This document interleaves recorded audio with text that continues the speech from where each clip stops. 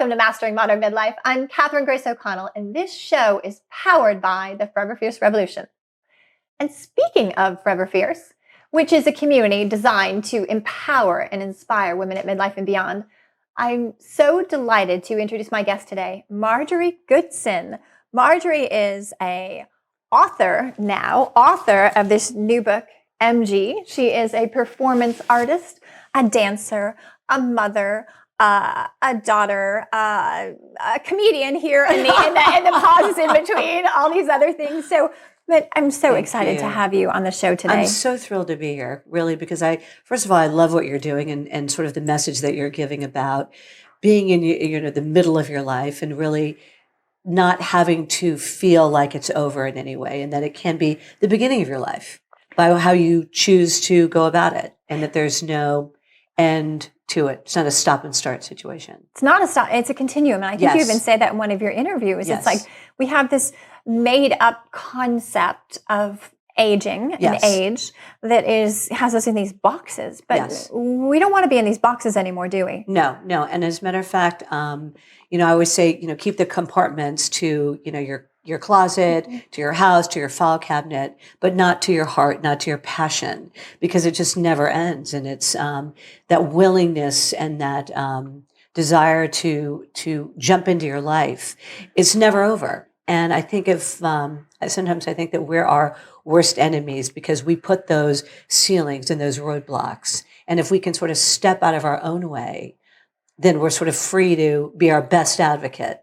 And I feel like for myself, the struggles that I've had, the experiences that I've had, have really given me a sense of being able to move forward and step in and say yes as an artist. Well, you talk about that a lot because really MG is a passion project. Absolutely. And passion has multiple facets to it, right? I think in one of the interviews I had listened to of you, we talk about the dark and the light of passion. Passion is struggle and pain and all those things, but it's also this incredible positivity. So let's talk about that, this passion project. And what does passion mean to you? Well, passion, first of all, I think it starts in your heart.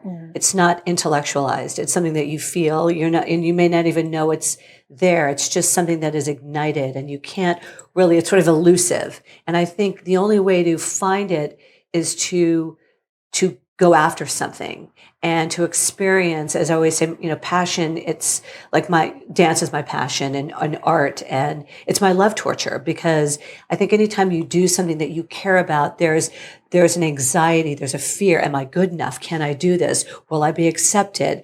And then, the willingness to say, you know what, I am going to stand in these shoes and I am going to go for it. And really what's on the other side of that is a magic that happens that you can't, it's outside of this world. It's not, you can't put a finger on it. You can't describe it. It so lives within inside of us. And I think that's where power comes from, empowerment comes from, and a sense of self. But that only comes from the doing and the struggle.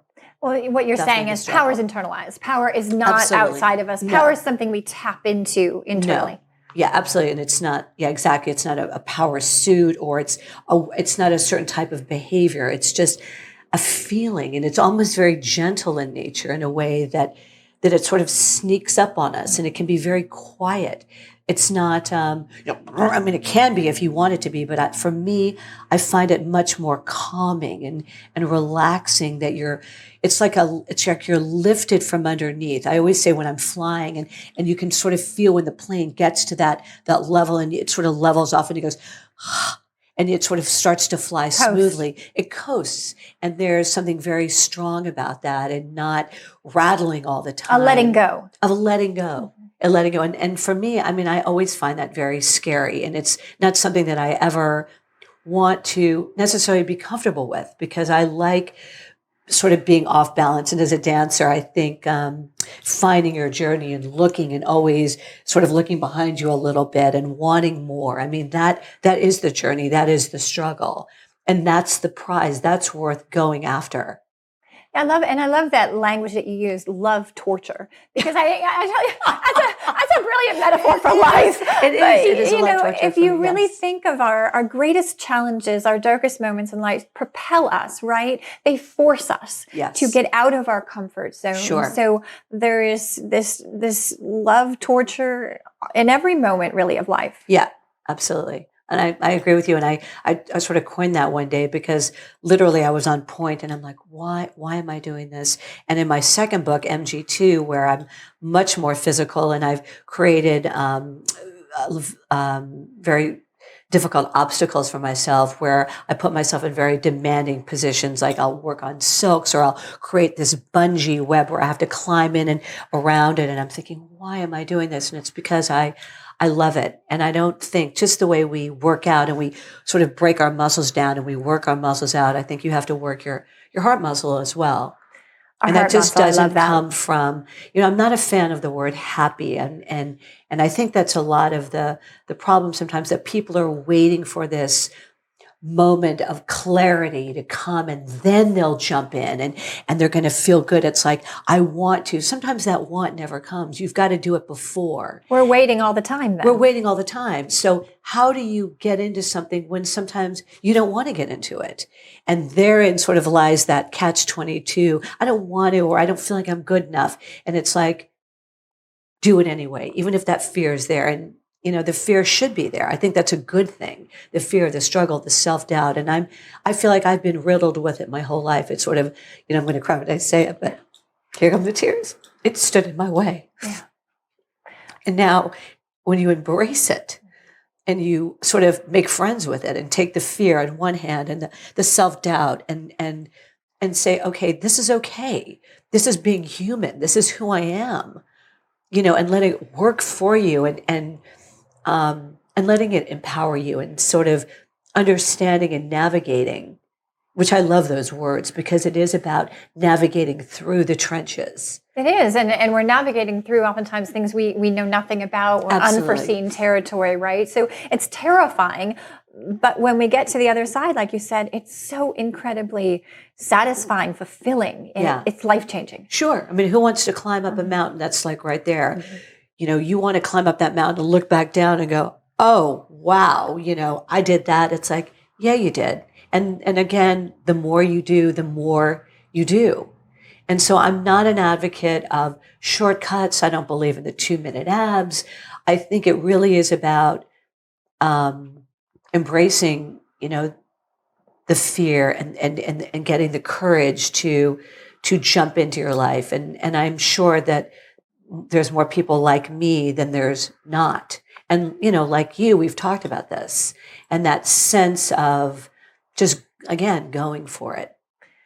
Well, I love that you were so allowed yourself to be vulnerable, which you are. If you guys check out Marjorie in interviews, you do allow yourself this emotion, pure raw emotion to come. I think that's lovely, and so am I. And very empathic and empathetic, as you say in the book.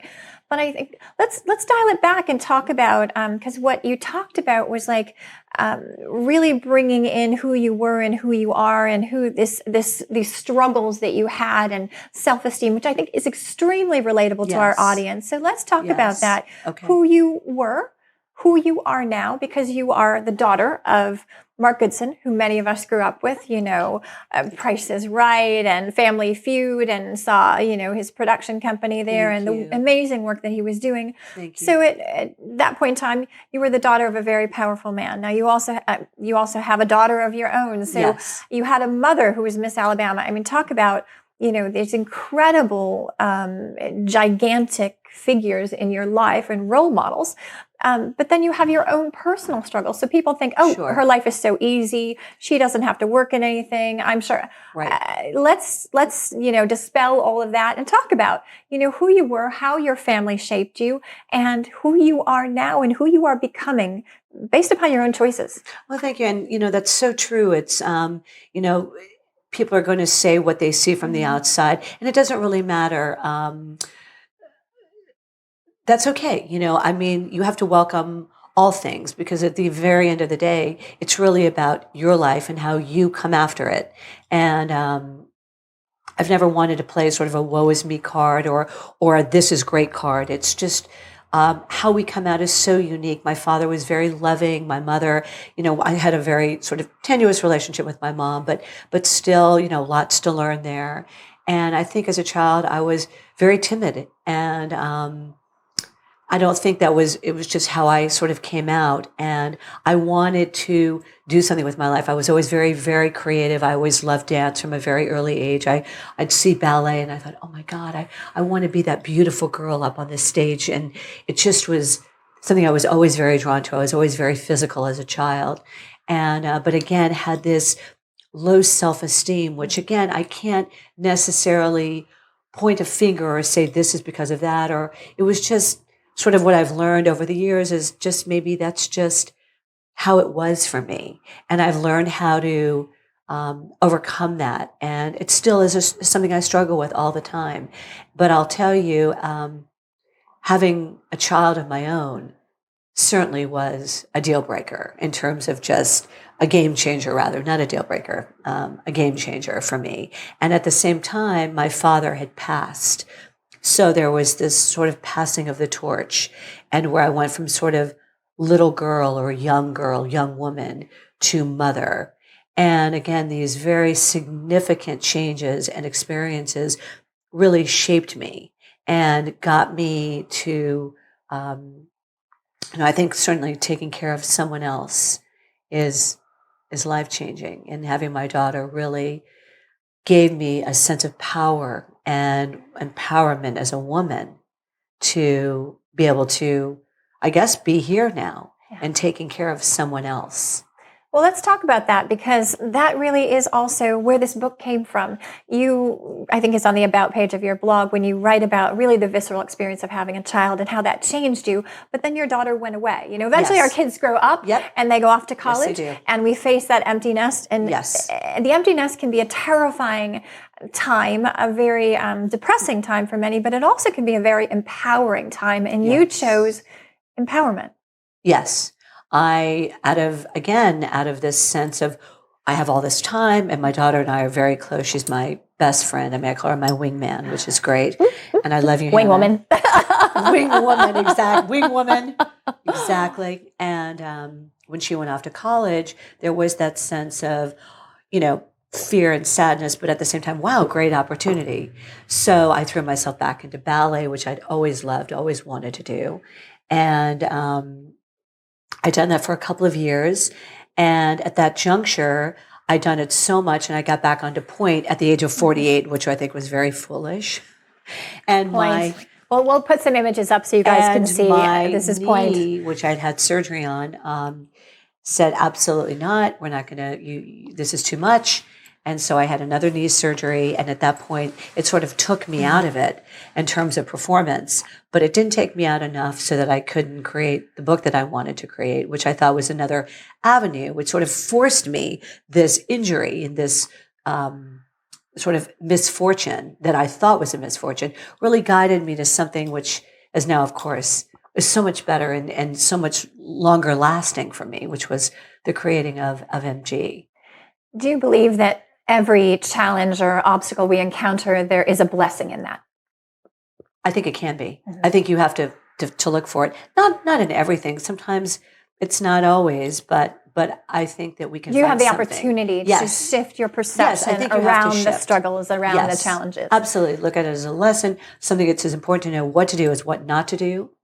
So, and in hindsight, like I said, had I not worked on point, perhaps this book never would have happened. But again, it's taking the chances and it's putting yourself out there. And what's really interesting is when I hit 50, and there was that sense of urgency, there was a sense of restlessness that happened for me. Like, okay, you're not a kid anymore. Your daughter is grown. And I know that, in this day and age, we always talk about the here and the now and in the moment. And I love the moment, and I love being in the moment. However, for me, I felt that I needed to think about, I know this sounds a little morbid, but at the end. Mm-hmm. And I sort of did this hypothetical where I put myself at the end and said, if this was it, if this was all said and done and we're wrapping it up, bye-bye, Are you happy? Are you content? Have you done everything that you've wanted to do? What's your legacy? Yeah. Have you done it all? And the answer was, I mean, it came so fast. It was like one of those slingshots that sort of came back and knocked me in the head. And it was like, absolutely not. And what's missing? What do you want to do? And the answer was actually very clear. It was like, I wanted to do something for me about my art. And I didn't even realize that in that moment, but asking myself, what's missing? You've been a mother, you've been a philanthropist, you've sort of been a cheerleader for other people's causes and dreams, which was great. I mean, I love being on the sidelines. I love getting behind other people. And I think that also helped create my book because it gave me a sense of an outline for which I could follow in creating my own book, because I'd sort of known the discipline of what's it take to start from nothing and create something out of it. That's the beauty of art, right? It does come from nothing and art comes from our imagination. So you used an interesting word in there. You said, this was a little while ago, timid. I was like, wow, this book is anything but timid. And we'll start showing you guys some of the images so as they'll be popping up for you guys to see. But, let's really dive into that. First of all, you have a motto. I want it to come from you because I think your motto is so incredibly powerful. Thank you.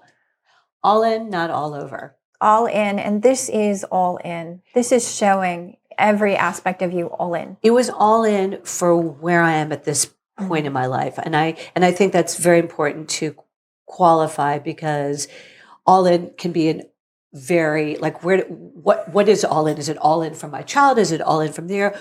Or is it, and for me, it was all in from where I'm at this moment. It was very important that I was seen as the woman that I am right now and what I've learned. And I never wanted it to be about going backwards or capturing my youth again, because I couldn't have done this book in my 20s or my 30s or my 40s. I could have only have done it in my 50s, having gone through what I've gone through, the birth of my daughter, the death of my father, the struggles. And I think the struggles give us the experience and the confidence. Again, it's that stepping over the stones and looking back and going, you know what? I did that. I can do that again. Talk about empowerment. Only do it by doing. And that's the thing, is like, you can't swim unless you get in the pool and swim. There's no way to do it. You got to jump in there. It's so true. And I love what you said. You didn't want to recapture your youth. Because again, I think that's a made up concept by advertisers and marketers. We can't recover our youth, right? No, it's part of us, that those aspects we carry inside the biological youth. Exactly. We can't. So why would we? I mean, if anything, that's a losing battle. Right. So what you were doing is living in the now and being the best version of you and tapping into all those aspects maybe that have never been tapped into before. Right. That's what I see. Youth, again, is, for me, it's energy. It really is and I know in a lot in a in the Buddhist culture, Asian cultures, they say energy is really the youth. Mm-hmm. Yes, exactly. And I agree, because again, it's that continuum. It never stops until we take our last breath. Yeah. I think that's beautiful. So you say in this book, this is, and you guys will be seeing these images, but this is what I know. I'm a work in progress. I'm human. I'm passionate. I cry. I laugh. I love. I forget. I wear my skirts too short. I'm sarcastic. I'm funny. I'm visceral. I feel. I see in colors. I'm a mother. I worry. I dance. I complain. I love, and you go on and on. I'm a goofball. And this is really what comes out in the book, because I think people can take a look at the pictures, and as you guys see them, obviously your body is ridiculous. You have this, talk about a youthful, gorgeous energy, Thank you. But it's multi-dimensional. There are so many different facets of you. So let's talk about those facets. And was this self-discovery through this process? Did you find out new parts of yourself while you've got a ballerina in here, a young girl, you've got jumping on a trampoline, you've got, chained to, like a prison, imprisoned, you've got every different, variety and personality coming through. Right. Well, it's funny because I never really thought about them as characters, but more about, again, it goes back to the energy and that feeling and the textural. Like, I really wanted it to be very gritty and earthy and when I let my mind go, these were sort of the characters that developed. And it's interesting that, and I didn't think about it when I was writing it, actually the way that came about was my publisher kept saying, Marjorie, you need to give us something like a forward. And I was like, I can't. It's so boring. I mean, who cares? Just let me do my art. Nobody wants to know about me. And again, this is a struggle I've had. Like, who wants to know about Marjorie? Let me just do my art. And again, Marjorie is going to stay in the background. And they were like, well, no. I don't see her in the background. We can't. We're not going to let you do that. You have to tell some sort of a story. And so I was waiting, and I'm being the procrastinator that I think I still am. I was like, all right. And I'm pacing back and forth, and I'm in my kitchen, and I'm like, all right. And I remembered the words that my father used to say is, say what you know, tell what you know. Don't just stay with what you know. And it like came to me, and I was like, all right. And I think out of a frustration, I was like, all right, Marjorie, what do you know? And I started just writing it down. All right. I'm a mother. I'm this. I'm a goofball. I'm silly. I wear my skirts too short. I jump up and down. I'm frightened. I'm this. I'm that. And I had no order. I just started blurting it out. And I gave it to the person who was doing my layout, who is a very dear friend of mine and has been my designer and good friend. And he knows me so well. And I said, well, should we put it in some kind of order? He said, absolutely not. He says, I love the randomness of this because this is just your thought process. And it doesn't matter. This is how it came to you. It's so organic.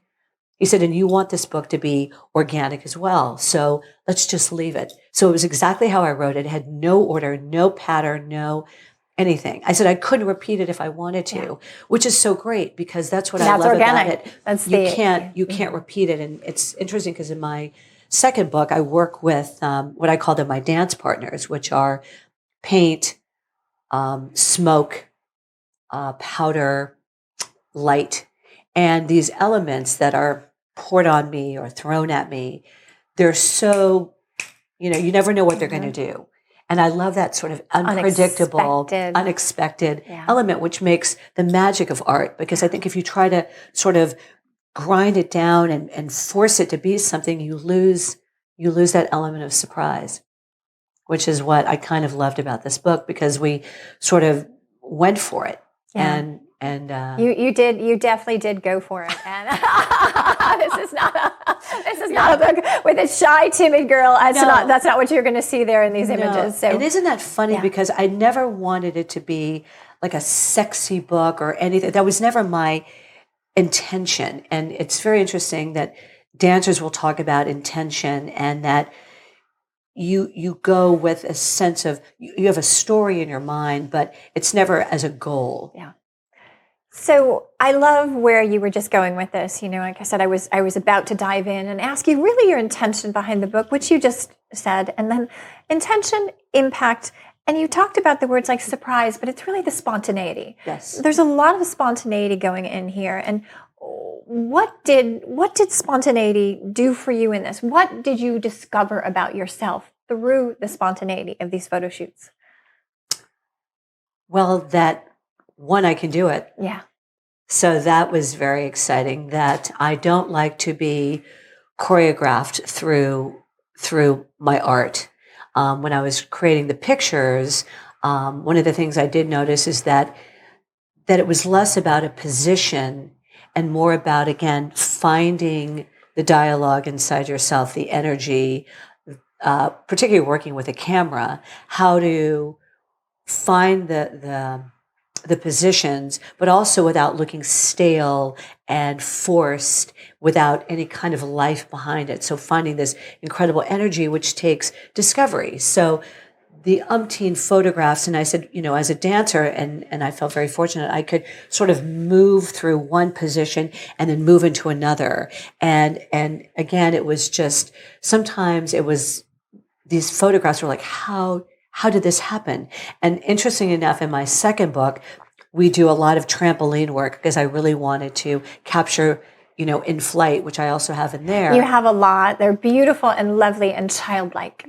Which is so much fun, and I love spirit, that. Filled And with I spirit. had music with me, which is another thing, is having the music, which really taps into the feelings. It would bring out just, all of a sudden I would be moving in a certain way just based on whatever kind of music it was. So I would talk with my music director and say, all right, I can feel that this is going to be more like this, or this is going to be more like that. But then other than that, I found the less said, the better. It was almost on a couple of the images that didn't make it in the book were the ones that I was very specific on. And I had very specific images for myself, for the intention. And those didn't work out because it was just too confined. Like scripted. Too scripted. Versus, it yeah. just, and I even as a dancer didn't know where to go when it wasn't that, because I had so planned on it being this way or that way. And I was sort of lost, and the photographer was lost, and we ended up not using it.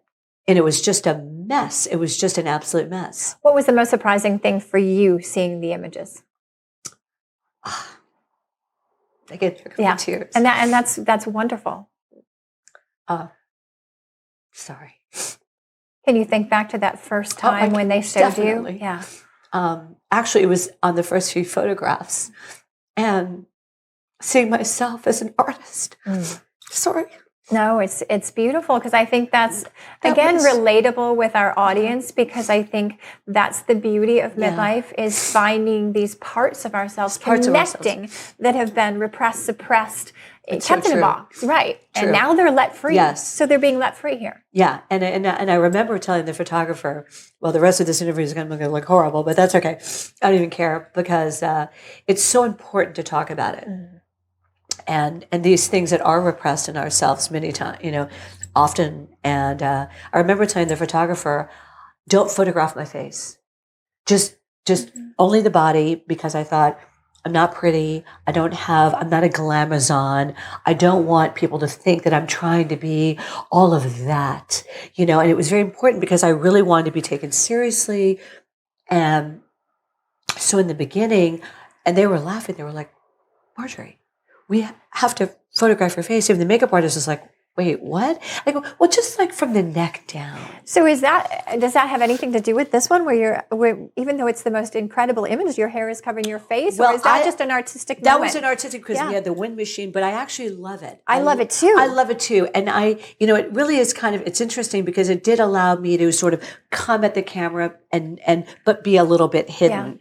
Because it really, I've never thought of myself in that fashion. I've always been, I know my limitations or whatever. And again, that's where I come at it from, wanting to be as real as I can, as authentic as I can, because I don't get to hide behind the perfect features or this, that, and the other. That for me, I have to dig into my artistry. And that is the message, is like digging in and pushing past and getting over those humps of feeling less than or not good enough, which are just horrible, degrading, unnecessary dialogues that we have with ourselves. And I think we can often be our own worst enemy. Absolutely. And I think, again, that's one of the awarenesses we come to at midlife, and we don't have to be. We can get out of our own way. Yes. So I know the women in our audience are seeing these incredible images, and there's such a vast variety. There are everything from, very sexual to, like we said, on a trampoline as a young girl, and everything in between. The gorgeous red dress, like I said, the sort of prisoner ones, every facet of yourself. So let's connect back to self-talk. You talked a lot about self-talk. Yes. How did your self-talk, how did your perception of yourself shift and change through this? Wow, I think, again, from first of all starting the dialogue, which is just giving myself permission to do something, whether it's, for me it was a book, and have those questions come up, like, again, am I good enough? Can I do this? Because originally this was only going to be one book. It was only going to be for me. It was just enough for me to dip my toe into the artist world, never thinking, oh my God, I could publish go out there in the world and up at New York Fashion Week and on a whole sign. That was never going to happen. Like, there's no way. That was just too overwhelming. So it was baby steps. It was first giving myself permission just to do that. And then as I saw the pictures, then I got a little more courageous, and I thought, okay, maybe I'll consider. And then once I started asking that and saying, well, maybe I'll do that, then I had to almost start over again with, well, what if? And if they don't like it? And da-da-da, and I am too old, and will it be misinterpreted? I mean, this is my love project, and I don't want it to be sat on, and all of this, like, I don't want it to be crushed, and then people coming at me, and, and again, this caving in. And again, I had to sort of pull myself Dig up. yourself up. For each level, there is a starting over. And as I would do that, and then it was like, you got to kind of like this a little bit and get into it. When you're going in quicksand, you got to grab and then like grab it on. Yeah. And it was interesting because my daughter and a lot of my friends were very protective of me, particularly my daughter. And she's like, Mom, you're very sensitive. We love you and we accept you, but maybe others won't. Maybe they'll mock you. Maybe they'll do the very thing that you don't want them to do. And there comes that point in life where you just kind of go, I don't care. I don't care. This is my life. This is my journey. Come hell or high water. It doesn't matter. I'm going to go down with the ship because I need to live my life on my terms. And there becomes this thing like nothing makes you stand stronger in your own shoes than feeling perhaps someone might want to push you out of them. Yeah. And then I become a lion, and this little voice that was like, became like, and I was like this voracious animal fighting for myself. Yeah, it reminds me of the mother bear. Who is this? Yeah, the mother bear. Who's this person? I've never fought for myself in my life. Because we can be a mother bear for our children. We can be a mother bear for others, but being a mother bear for ourselves is a whole new concept. Absolutely. And it's funny, I call my daughter Baby Tiger and I'm Mommy Tiger. And when she was little, I'd wrap her up in a little cocoon and I'd open it up and she'd go, and I go, rah, and I sort of hold her close and I do all this protecting thing and she loved it and she'd laugh and giggle. But it's interesting, like you said, we do that for others. And for ourselves, there's this, no, I can't, or I'm too old, or life has passed us by. And so now when I hear that, I'm really on the other side of that. And I almost don't even recognize that voice anymore. The voice that I have is very strong and very determined and still scared. I mean, it doesn't mean that ever goes away. Fear doesn't go away. And it's just new fears anyway. New fears come up as we push through other things. Yeah. Someone once said, he goes, well, how does it feel to have all this confidence? I said, I'll let you know when I get it. I don't have it. I'm like, it's a new dawn. It's a new day. And every time you ask for something else, you have to go right back to the drawing board. But I think the difference is having the previous experience and having that experience of doing. And it only comes from doing. There's no shortcut. There's no magic pill. There's no magic fairy dust that's going to be sprinkled on top of you. And if you're waiting for that motivation to ignite you first, good luck. Right. It doesn't work that way. It doesn't work that way. I mean, it can. Yeah. But I often think that that's what I call cheap gasoline. Mm-hmm. That's that like, I'm going to go and that's our mind saying, I'm going to go get the shoes and I'm going to get the workout thing. And then you get in there and you do that first lap and you go, Like, it comes from a different space. When it comes from that space of internal experience and pushing ourselves through, that's something we carry and that's changing us from internally. And then it's something else and then it's something else. Yes. So what's the most surprising thing for you being 56 years old? Years young. I like to use years young. That I feel as empowered that I do. Mm. And I know we've used that word a lot, but I can't really think of a better way to put it. Yeah. Stronger. I've never felt stronger. But in a different, it's not even, you have physical strength clearly, but you're talking about something beyond. I'm talking about emotional strength. Mm-hmm. But again, that just doesn't come from saying, oh, I think I'm going to get up and do that. It really does come through struggle. It does come through a self-doubt and through a fear. And that those things I think are good. They push you, they propel you. And I think they'll always be there. But again, we talked about like compartmentalizing and shelving. They're there, but they're just not here. They're not here anymore. Right. They're here. Mm-hmm. So I can still navigate. I've just moved them to the side. They'll always be with me, but they're my friends now. I sort of take them with me. Come on. Did you ever see the movie, oh my gosh, Inside Out with the cartoon characters? I did not. I heard it was amazing though, because it had such a powerful story to it. Such a powerful story. And you know, one of my favorite characters was sadness. And it was like, you'd have to sort of drag her around, you know, and hope was always carrying her and joy was always sort of dragging her. And I love to sort of have these wonderful characters to put your fears to. And I thought it was wonderful for children to see that. But not only children, I was like, I'm going to watch watch this. I loved it. And also to recognize that's not who you are. It's a feeling that we have. Yes. And we have these other feelings. We have feelings, like you said, of feeling empowered. Right. But we can also feel sad, and we can slip into sadness, but we can also tap back into empowerment. Sure. They're always there. Sure. So what is the impact? We have incredible women all around the world watching the show right now. Oh my gosh. What's the impact of this book, of the work that you're doing, of the message you want to convey to women at midlife, maybe looking to, we call it rewire rather than reinvent, but to rewire, inspire? I think that if you can embrace something, your passion, and do it, I think two things happen. One, just for yourself, there's a sense of accomplishment, but that it's not easy. It takes time to do it, but you jump on the other side of that, and there is something so indescribable that I mean, it's the magic. It really is, and it's worth it. It's just worth getting off the couch, and you don't have to like it. You don't have to want it. I wake up in the morning. I say I've never woken up happy in my life. I wake up and I'm like, I don't want to get up. I don't want. And I always say, too bad. Because what's waiting on the other side is so much better than what you're feeling now. Get up and do it. And think about it later. Just put one foot in front of the other. And for me, the message is, if I can do it, and me, I'm like, who am I? I'm just one person. But I feel that the message grows, and I think that happens every time you embark on something. I mean, for you as well, it's suddenly you have a show and people, and you can get out there and influence and inspire. And that's a great word. When I first heard that, it was like, what? What do you mean? I can be an inspiration? Are you kidding me? And that was like the fuel. Yeah. That suddenly took it out from just being about me to, wait a minute, something that I did can change your life, can make it better in some way. Oh, well, game on. Game on. Game on.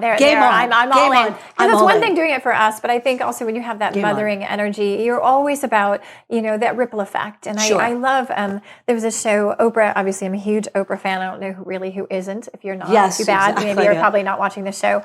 So there was a conversation she was having, and she's talking about her relationship with Maya Angelou, and she was talking about her legacy. And Maya said to Oprah, you don't know what your legacy is.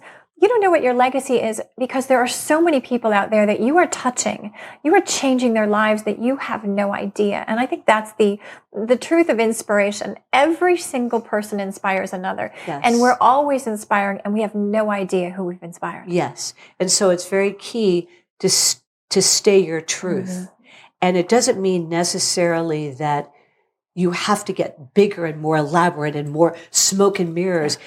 But if you stay genuine to you, that's all you need. It's just that the purity of your message or purity of intention. Purity of intention, exactly. Mm-hmm. That as I always say, I'm not, buy my book, don't buy my book. I'm going to live my life the way I live my life. That's not going to change your life. It's not going to change my life, whether you buy it, you don't buy it. But you're going to keep being you. I'm going to keep being me. And that's a wonderful thing, because in a way I go, well, I can do that.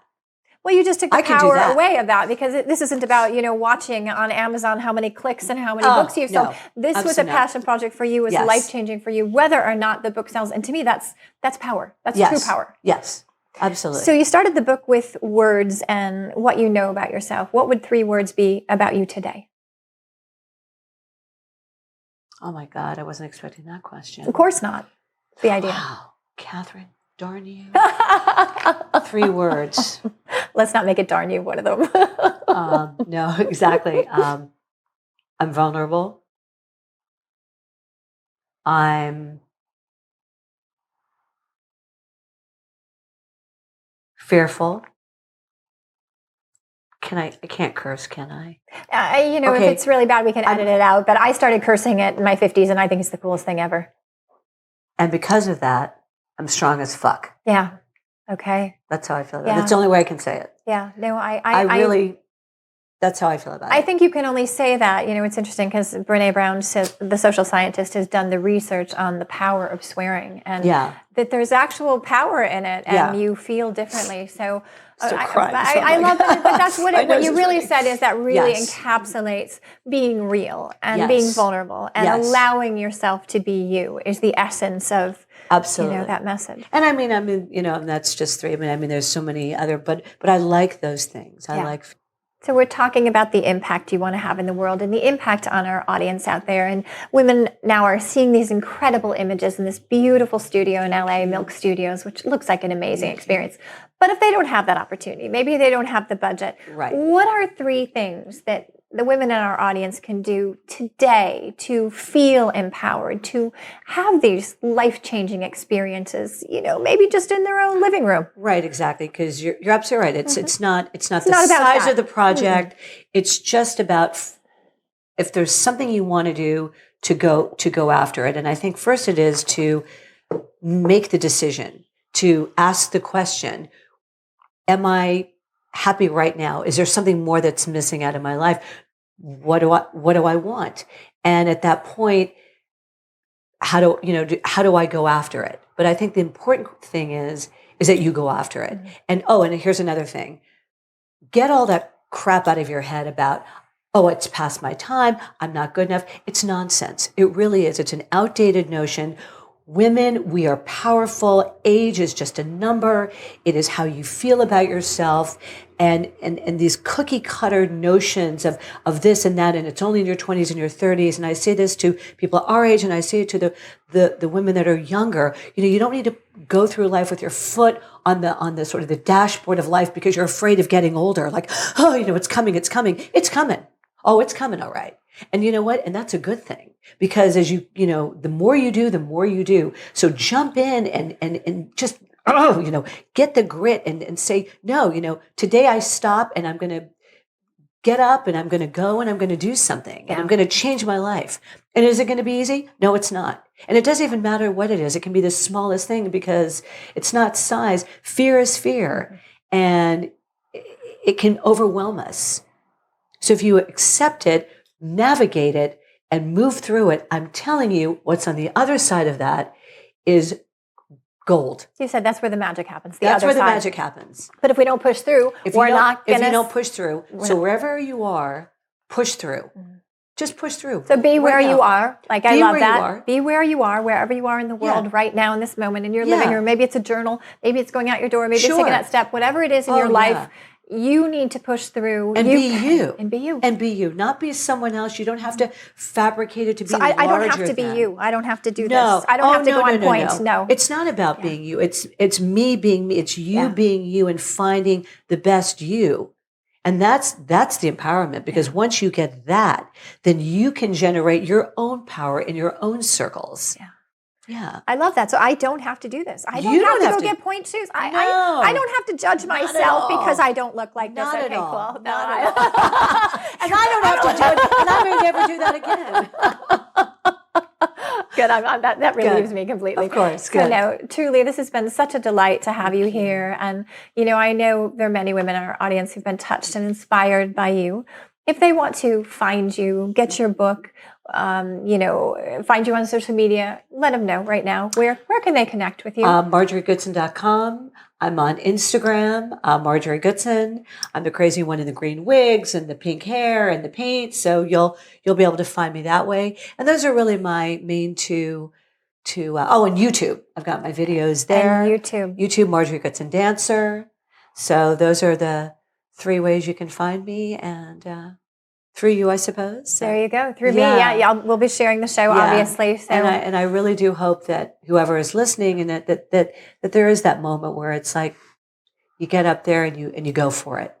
Got to go without going for it. There's the magic. No. Go for it, and the magic is on the other side. Yes, so go for it and know there's going to be fear, but just keep going. Yes, keep going. Keep going. Okay. Well, thank you so much. It's been an absolute delight to have you here. And you guys, if you have been inspired, feel more empowered by today's show, please share the show. Subscribe to us on iTunes, share it with your friends, and spread the message. And make sure to join the Forever Fierce Revolution community on Facebook if you're not already there. And Let's master modern midlife together.